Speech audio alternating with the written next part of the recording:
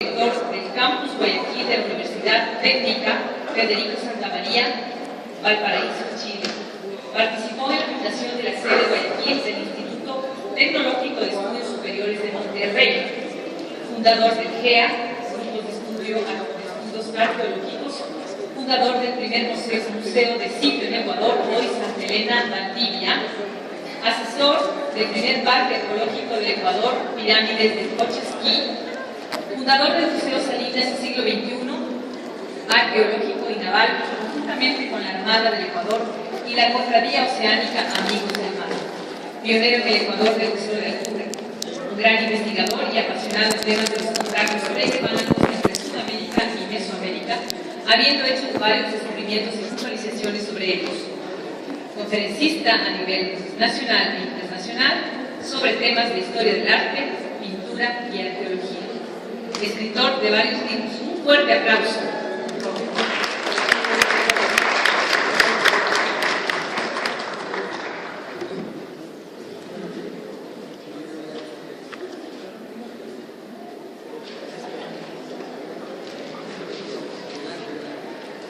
Vamos a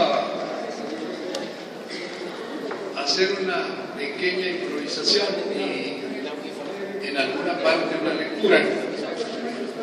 Y más que nada tratar de recordar al viejo amigo Lenín Ortiz, a quien todos los menores de 50 años dudo mucho que conozcan. El caso es que vamos a entrar en materia para unas diapositivas. Esa está bien que la deje ahí y al final creo yo que se las voy a pedir en mi lectura. Gracias. La controvertida frase de Galo Plaza, Lazo del Oriente es un mito, no carecía de alguna lógica en aquel periodo prepetrolero. ¿Qué podía obtenerse de aquel país de la canela? Habitar de las Amazonas, lugar de jibarías o tierras yungas, en fin, lugares de salvajes. Quedaba como rescate para el espíritu ecuatoriano de épocas tempranas lo de llamar Río de Quito, como dieron en escribirlo las primeras crónicas españolas, con el sobrenombre de país de la canela, a la inmensa olla amazónica, ese espacio donde transcurre el más caudaloso río del mundo, el río Amazonas que no quiere desprenderse de nosotros, ni nosotros de él. Algunos de los hechos que compartimos con nuestro querido y recordado amigo Lenín Ortiz Rivadeneira, desde la segunda mitad de los años 60, que nos hicimos amigos, él universitario y maestro, yo con media carrera de arquitectura y sobreviviente de la masacre de Tlatelolco, gracias a estar en el Ecuador. Habíamos comenzado a discutir, a planear y a realizar varias actividades.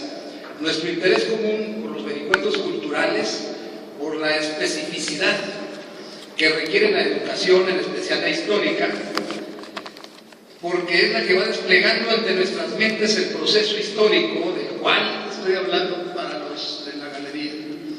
En una u otra forma derivamos o procedemos, por decirlo simplemente, el descubrir nuestras raíces, comprender el origen de la cultura microfamiliar que nos rodea desde que nacemos, entender la cultura macrorregional, definirnos en nuestro marco de procedencia y ondeando al pasado, derivaremos de todo esto el sentimiento de país y de la conciencia de la nación que somos.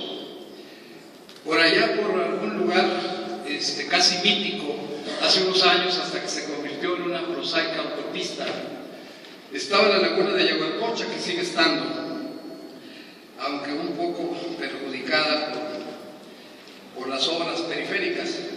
Estuvimos impresionados con Lenín y un pequeño grupo que formamos en aquel entonces en las tensiones de Cieza de León de 1550 o las del cronista anónimo, que como tal lo conocemos, de 1573, y aquellas descripciones del degüello, dice así la tradición, de 20.000 guerreros y el lanzamiento a las aguas de la laguna de los Cuervos.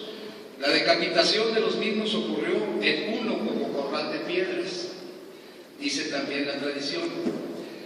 Quedamos absortos con Lenín cuando descubrimos que mirando hacia el noreste, en la cima de una loma, en la periferia de Yaguarcocha, era posible ver desde abajo líneas oscuras de piedra que delimitaban la Mucucará, que con el apoyo del Instituto Tabaleño de Antropología y la inestimable ayuda de Fernando Plaza Schuller, lo identificamos como el Mucucará Aloguro.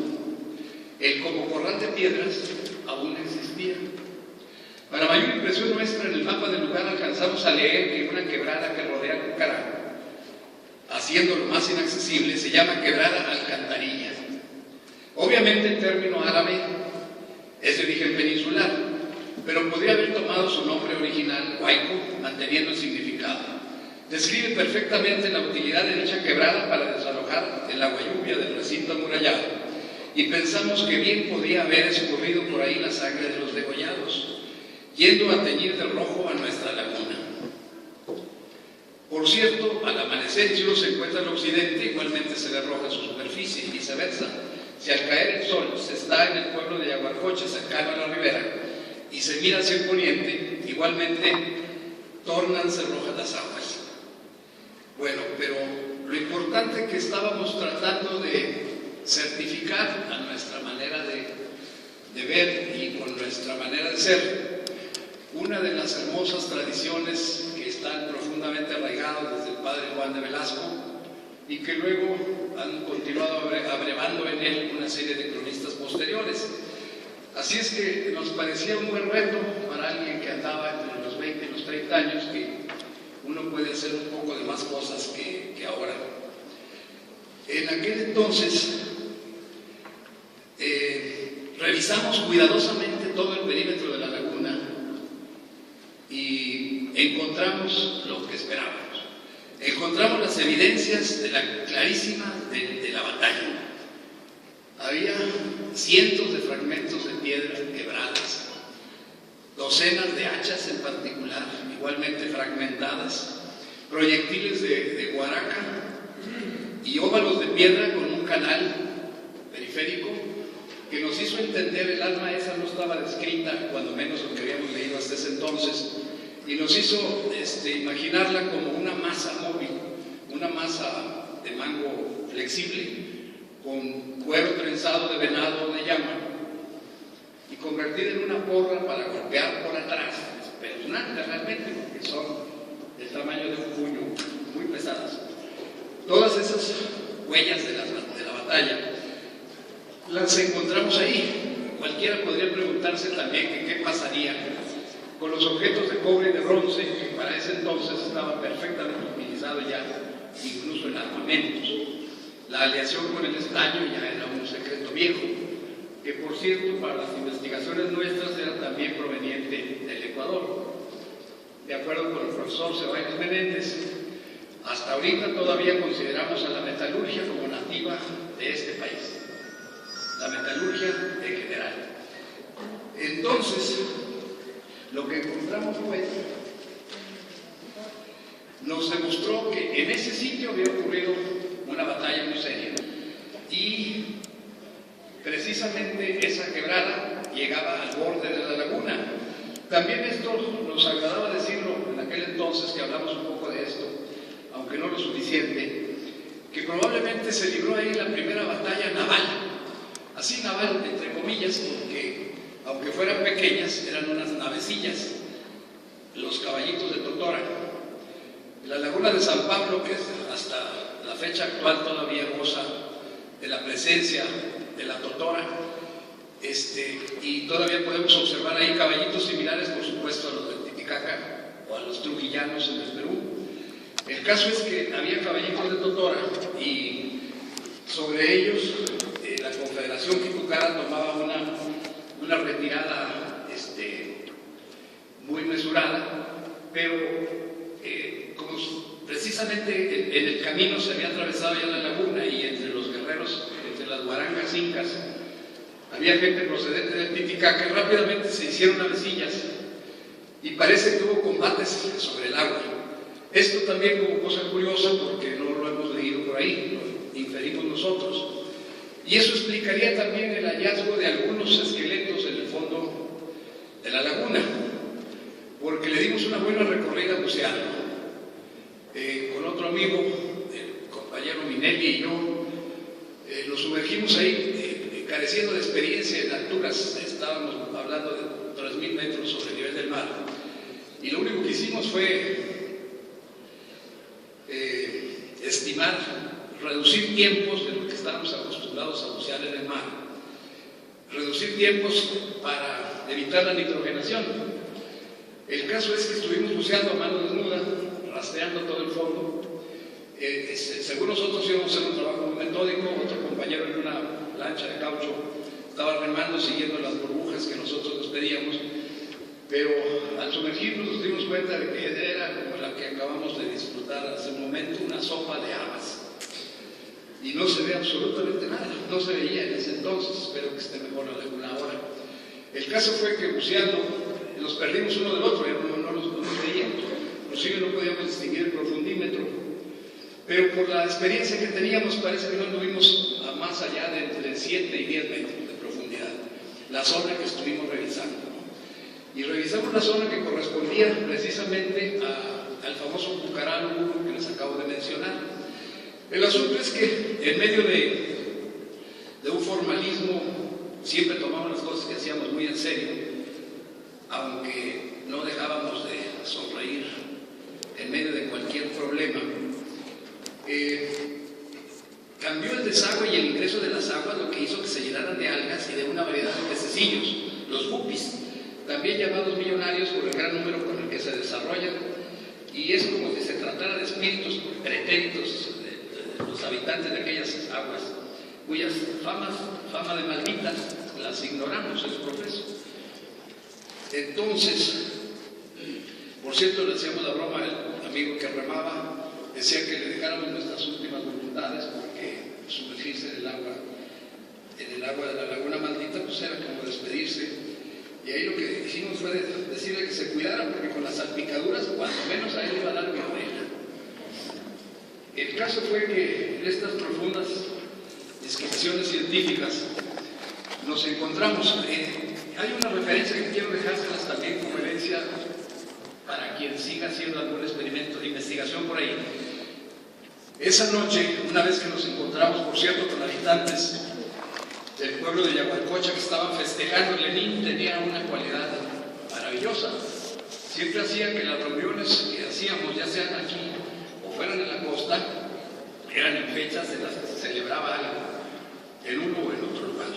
Así es que nos encontramos sorprendidos con un batallón de lugareños, con ropa para el caso, de 6 en fondo, y avanzando a un pequeño trotecito que solo de verlos me ericé, por asuntos del destino aprendí a manejar armas, que nos interesaba mucho, y entonces sentí que era una formación de guerra, de combate, que además determina el ancho de los caminos que precisamente ahorita andamos tratando de compaginar a todo lo largo de lo que fue Tahuantinsuyo. Así es que todo eso fue fugaz, por eso trato de transmitírselos así. Pero entonces nos encontramos, y la sorpresa de ellos, en lugar de enemigos, nos encontraron a 2 ranas gigantes, que éramos mi compañero y yo con trajes negros y la carperuza así, porque si nos la quitábamos a esa altura, pues probablemente sería lo último que hiciéramos. Así es que seguimos vestidos hasta llegar a Ibarra, y ahí bajo la ducha. Como no teníamos, repito, experiencia en esto, estuvimos descubriendo ahí muchas cosas. El caso fue que en una reunión que se hizo ahí en honor de nosotros, en honor o como excusa, tragos iban y tragos venían, y ya tardecito, por ahí alguien dijo: oye, ¿fue el tuyo? Porque el mío no fue, fue el tuyo. Y dice: sí, fue mi tractor. Y entonces nos van contando que un tractorista mordió una gran tola que había donde hoy está la vía de la autopista, y mordió la parte más baja, y empezaron a rodar cráneo. Así es que medio quitaron algo de tierra, y parece que el tractorista, que debe haber sido alguien muy culto, se puso a contarlos con ayuda de otros trabajadores, y dice que llegaban casi a 200 cráneos. Eso de verdad es una referencia que solamente la van a oír de mí, porque luego, con 2 carrilazos más, el señor, el dueño del territorio, nos confesó que mandó a plancharla para evitar que parara la obra. Así es que se lo transmito con mucho gusto y con mucha tristeza. Y esto de la cantidad de 200, comparándola con los 20,000, que se supone que fueron los muertos, o 30,000, como decía un amigo presente, nos hace pensar que pudo habérsele pasado a algún cronista un 0 de más, pero de que hubo una gran y decisiva batalla, la hubo, independientemente del número de los difuntos. O sea que esto para nosotros fue una verificación, no destruir un mito, sino al contrario. Las cosas ocurrieron, las armas, y espero que estén todavía en esa quebrada, y espero todavía tener algún tiempo para dar una vuelta y dejar eso en herencia a quien corresponda, porque nosotros dejamos todo intocado. Nada más objetos de metal ya no había, porque el metal pues ha continuado teniendo valor, y probablemente en los 500 años transcurridos no debemos olvidarnos que los incas llegaron solamente 54 años antes que los españoles. Esa es otra cosa también para la gente joven de arriba, que no nos olvidemos que el papel que tuvo el Incario fue relativo, sumamente importante, fue todo un periodo enorme, pero de ninguna manera es un punto de partida de nada para este país. Había milenios de civilización anteriores a la llegada de los conquistadores incas, milenios, que son los que estamos tratando de poner en valor. Este es solamente un pequeño ejemplo de lo que estamos haciendo, este acto me refiero. Entonces, de lo que estamos, y espero que estén haciendo también otras personas. Bueno, pues lo dejo esto para que lo mediten ahí un poco, lo de que tenemos a la leyenda muy cerca de nosotros. Este mundo no es tan aburrido como parece. Hay muchas cosas que todavía esperan que las certifiquemos o las desechemos si no fueron verdad. Por cierto, dejándolos pues con estos profundos pensamientos, les voy a contar otra faceta que tenía nuestro amigo Nerino Ortiz. Era su manera de manejar, y por emplear la terminología adecuada, su modo ecuatoriano de producción de rutas, porque es el mejor manejador de autos que he conocido. Creo que ya no me queda mucho de conocer, así es que definitivamente es el mejor conductor que conozco. Precisamente para mí, que manejaban de maravilla, y para eso voy a entrar en comentar. Yo soy habitante original de los desiertos del norte de México, y estoy acostumbrado a lo planito de la costa ecuatoriana, que es donde vivo hace algunos años. Por lo tanto, realmente disfrutaba yo, con riesgo y todo, de aquel volante privilegiado. Pues tarea fácil para ir acostumbrado a realizar imposibles, como aquello de subir terribles pendientes en montañas manejando su aguerrido vehículo de doble tracción como si se tratara de bicicleta montañera. Llevaba su corpulenta figura hasta alturas alcanzables solo para alpinistas, pero él manejando, me consta, y siempre muy agradecido, pues mis bruscas llegadas desde la costa no me permitían el acceso al oxígeno, algo escaso más allá de los 3,000 metros sobre el nivel del mar, hasta después de varios días, y uno que viene de la costa se empieza a acostumbrar. Así es que junto con mi sincera gratitud arribaba con Lenin a todos los pucarás del callejón interandino, desde Rumipucho, en la mitad del mundo, hasta los más inmediatos a la frontera norte, aclarando por cierto que los pucarás seguían más allá, por las que antaño fueron partes de la audiencia de Quito, hoy adentrados en territorio colombiano. No hay que olvidar que los originales límites fueron trazados imaginativamente por los doctrineros cristianos, que delimitaban aquellos límites siguiendo el trazo lingüístico. O sea, estos hablan lo mismo, entonces van haciendo un país de aquel lenguaje. Ellos lo vieron en esa forma inicialmente, encontrando, por cierto, con ese trazo lingüístico, que tanto en las alturas como en las tierras bajas hubo una especie de frontera. Pasto era en la sierra lo que Tumaco fue en la costa. herencia prehispánica ecuatoriana y luego de la Real Audiencia de Quito. Así que la frontera, por lo pronto, lingüística según la definieron los curas y geográfica según la delinearon los eficientes contables españoles, que determinaban límites, entrecomillado. Los contables españoles eran tan eficientes como ahora el SRI. La burocracia española, ejemplo, lamentablemente hasta la fecha, era sumamente detallista. Por cierto, hablando primero de las fronteras y luego de para el SRI, en aquel entonces, los eficientes contables españoles lo que buscaban era la percepción del quinto real, que era un eufemismo para determinar el 20% absoluto para la corona, que todo acto de compra, venta, comercio, alcabalas, herencias, saqueos e imposiciones varias. La burocracia hispana fue modelo mundial de eficiencia. Por cierto, por eso sabemos con precisión qué llevaban y cuánto, y más o menos por dónde se encuentran los galeones perdidos en los mares, entre estas sufridas tierras del mundo nuevo y la madre España. En los archivos de Indias en Sevilla consta desde el nombre del armador, los nombres de la tripulación, los pasajeros, la descripción de la carga, el peso o cantidad de oro, plata, estaño o cobre. Pues al principio el hierro solía venir de allá, de España. Por eso la península ibérica fue tan importante para los romanos. Y después, por 900 años, para los civilizados moros. Abasteció desde las forjas toledanas hasta las de Damasco, aceros que aún hoy resuenan con fama bien ganada. Nos fuimos un poco lejos, pero tratando de recordar un poco más a nuestro amigo, pues muchas cosas que hizo quedaron en el tintero. Hablábamos largo sobre aquel viaje de Orellana, por cierto, muy cercano a mí, el viaje de Orellana. Desde que conocí una novela desde que era muy pequeño, era uno de mis libros de cabecera, el otro era la Kon-Tiki y así por el estilo, algunas cosas de aventuras.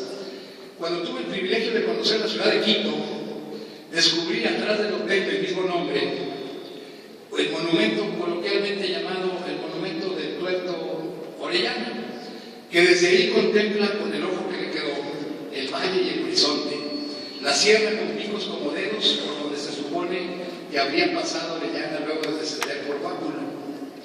Desde aquel punto contemplaba yo el paisaje cada vez que podía pasar por ahí. No logré hacer el mismo itinerario y no pude ir en aquel maravilloso viaje que festejamos hace un par de años, de los 25 años del viaje del Amazonas al Caribe, que con algunas de las personas que observo por aquí estuvimos reunidos en aquel tiempo, hace un par de años. Por cierto, hice alguna expedición breve y tuve la suerte de ver familias enteras de gambusinos, cosa que también no se nos debe de olvidar, que en el estiaje lavan oro en el centro del cauce, no en las orillas, en el centro. Y tal como supongo que se haría en remotos tiempos. Con lo que supimos, una persona adulta podía obtener el equivalente de 4 o 5 salarios mínimos en la época en la que pasé por ahí, con la criba y la batea. Eso es sí. Hay ustedes esperando si se les ocurre hacer algo con eso. En ese río y en 72 ríos que tiene el Ecuador, que son auríferos, inventariados por el Instituto de la Ciudad de Minas, como se llamaba antes. También les dejo la inquietud porque creo que son unas mineras del tamaño del mundo o un solo señor que está con un plato haciéndole así en la orilla de algún arroyo. Pero ambas cosas son factibles y a lo mejor el hacer así con un sedazo nos puede sacar de muchos problemas. Bueno, aún ahora, por cierto, mencionando aquel viaje de hace 25 años, recordamos hace 2, me admira que no haya sido aquilatada la inmensa valía de aquel viaje por el profesor Núñez Jiménez en Cuba, con Elino Ortiz y otros personajes en los que tenemos registrados todos sus generales de ley. La enorme trascendencia que tiene que desde que 2 de las más grandes cuencas del mundo tengan comunicación entre sí. El paso del Piasequiare es una realidad abrumadora que tiene toques como mágicos porque su corriente a veces fluye del Orinoco, del Río Negro, y en ocasiones desde el Amazonas, o sea, va o viene. Es un sitio tan horizontal que la corriente tiene las dos direcciones en diferentes momentos. Y ocurre esto muy lejos de nuestras fronteras, pero el solo hecho de poder llegar a ese lugar desde Quito le da la resonancia que debe tener, abrir la comunicación a países hermanos, por lo que muchos consideran la trastienda del Ecuador.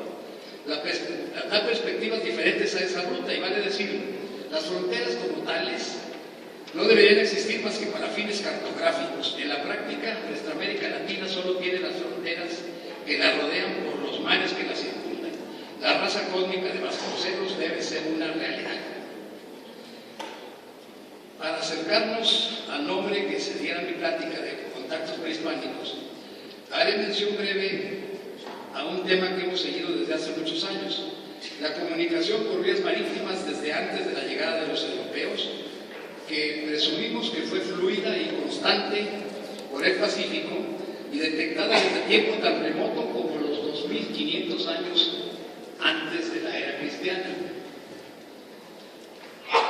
Es necesario repetir que lo novedoso, entre comillas, de la propuesta de contactos entre Mesoamérica y Sudamérica siempre se ha propuesto por investigadores varios, que si una planta se inició en una parte y se encontró en la otra, que si costumbres se encuentran en los dos lados de América, y una serie de cosas más. Lo que costaba trabajo y evitaba que se siguieran esas pistas era pensar que eran hechas caminando. Entonces eso mantenía muchas posibilidades solamente en el papel, y en papeles no muy públicos. Por ejemplo, don Nicolás León de Michoacán se hacía el nudo para entender cómo viajaron influencias lingüísticas que hace que, por ejemplo, el oré que se habla en el estado de Michoacán tenga raíces sudamericanas. ¿Por qué? ¿De dónde?